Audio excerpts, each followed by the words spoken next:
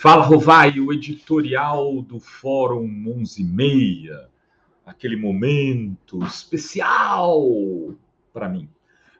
É o seguinte, quem puder dar like, quem puder compartilhar, quem puder ficar membro, se inscrever no canal da Fórum, quem puder fazer isso, faça, porque 2022 é o ano de resgatar a democracia. E falando em democracia, eu vou falar hoje, sabe do quê? De golpe. Por quê? Agora, Monsieur Barroso, Mr. Barroso, decidiu admitir o que a gente dizia há muito e muito tempo, que tinha sido golpe. Mas ele falou na língua do P, do juridiquês, então, para não se comprometer, ele disse o seguinte: olha, veja, de fato, a Dilma não cometeu um crime, foi um impeachment político.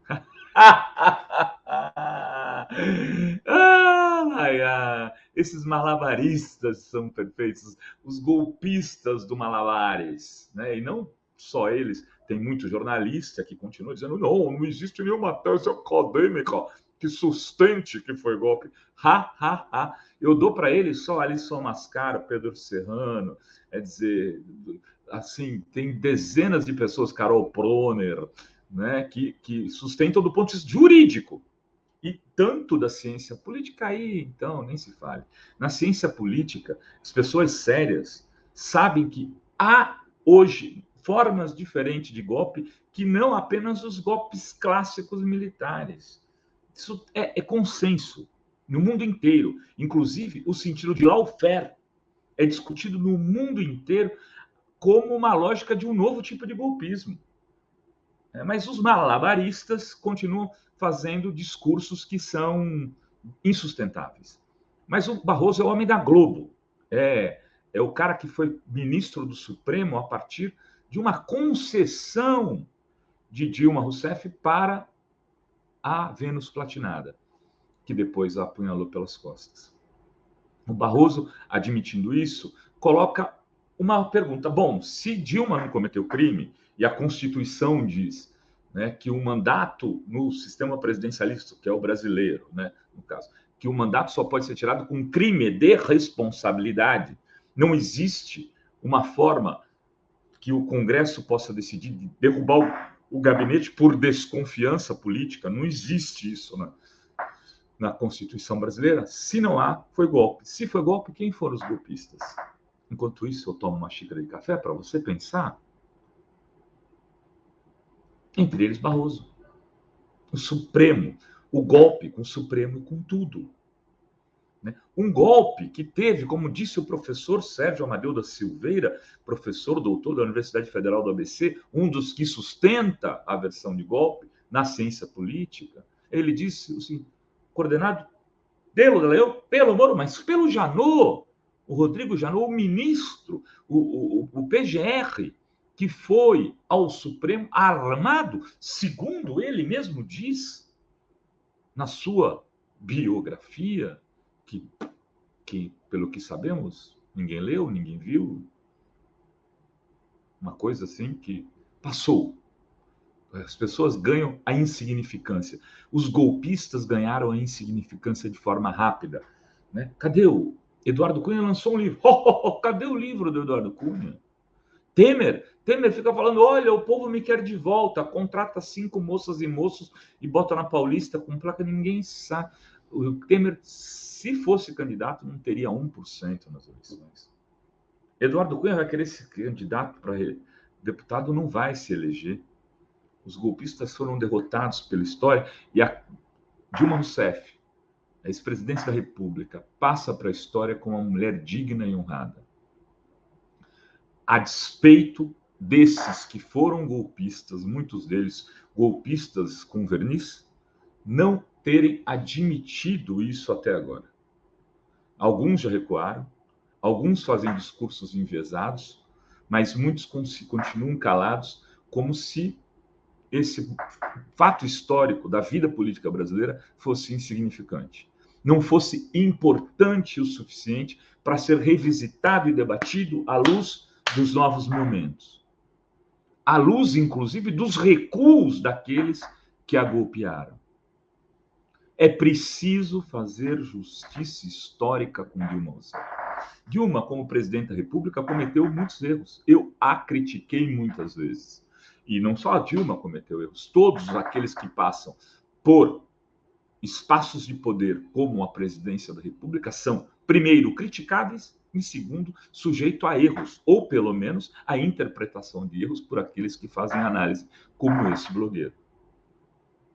E entre os erros, muitos cometidos por Dilma, foi não ter feito, na hora certa, o desmantelamento da máquina da Lava Jato.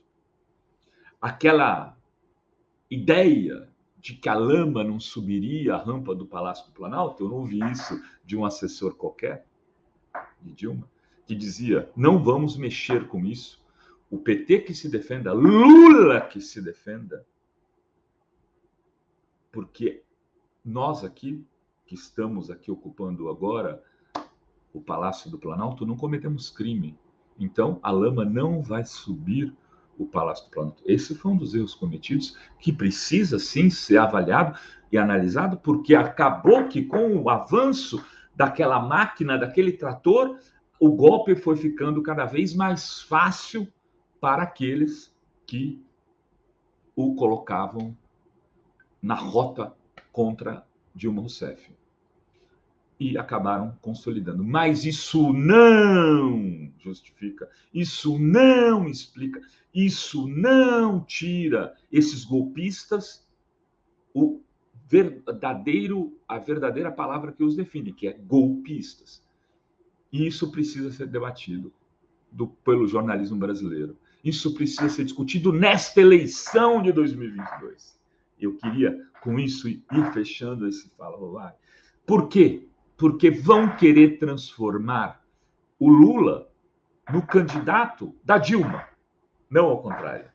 Vão tentar mostrar que os anos que vieram depois do golpe no Brasil é que definem a trajetória inteira dos governos do PT. Ou seja, vão trocar 2 anos, foram 2 anos de golpe, 15 e 16, por 12, de 2002 a 2014, quando o Brasil tinha, por exemplo, 5% de desemprego, quando o salário mínimo era alto, quando a inflação era baixa. Quer dizer, todos os 12 anos serão trocados no discurso, na narrativa bolsonarista e de outros candidatos como Moro, pelos 2 anos do processo de golpe. É por isso que a esquerda tem que colocar os campos progressistas, esse debate na mesa. E esse debate precisa ser feito assim, como começou com o senhor Aécio Neves, um gole de café, queridos, com o senhor Aécio Neves se negando a aceitar o resultado das urnas. Hoje, muita gente sabe e aceita, né, que aquilo foi um erro. O próprio Luiz Nunes Ferreira já falou disso. Provavelmente o Alckmin acha isso, afinal de contas, está se colocando à disposição para ser vice do Lula. O José Serra deve ter refletido muito acerca disso, pelo mal que isso causou ao país e a ele mesmo.